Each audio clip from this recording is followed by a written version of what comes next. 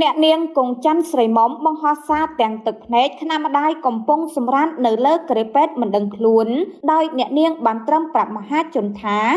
បន្ទាប់ពីពិធីការនីនិងជាតារាសម្ដែងអ្នកនាងគង់ច័ន្ទស្រីមុំបានបង្ហោះសារនៅវេលាទៀបភ្លឺថ្ងៃទី10ខែមករាឆ្នាំ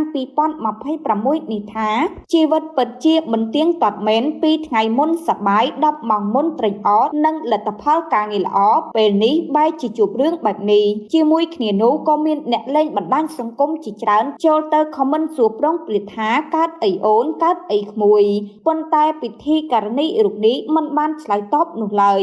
លុះបន្តិចក្រោយមកនៅមុននេះបន្តិចអ្នកនាងគង់ច័ន្ទស្រីមុំក៏បង្ហោះសារបន្ថែមដោយភ្ជាប់ជាមួយរូបថតមួយសន្លឹកដែលម្ដាយរបស់អ្នកនាងកំពុងតែសម្រាននៅលើក្រេពេតដោយអ្នកនាងបានបង្ហោះសាររៀបរាប់ទាំងក្តីព្រួយបារម្ភទៅកាន់ម្ដាយថាសូមទេវតាតាមថែរក្សាម៉ាក់ខ្ញុំផងសូមឲ្យបុណ្យដែលខ្ញុំបានសាងទាំងឡាយជួយឲ្យអ្នកម៉ាក់ខ្ញុំបានសុខភាពល្អមកវិញផងសារបង្ហោះរបស់ពិធីការនីរូបនេះត្រូវបានមហាជនជាច្រើនចូលទៅខមមិនជូនពរថាជូនពរអ៊ំឆាប់ជាសះស្បើយបងសូមទេវតាទូសបារមីនៃព្រះរាជាណាចក្រកម្ពុជាតាមការពារថែរក្សាប្រសិទ្ធពរជូនញោមស្រីឆាប់ជាសះស្បើយ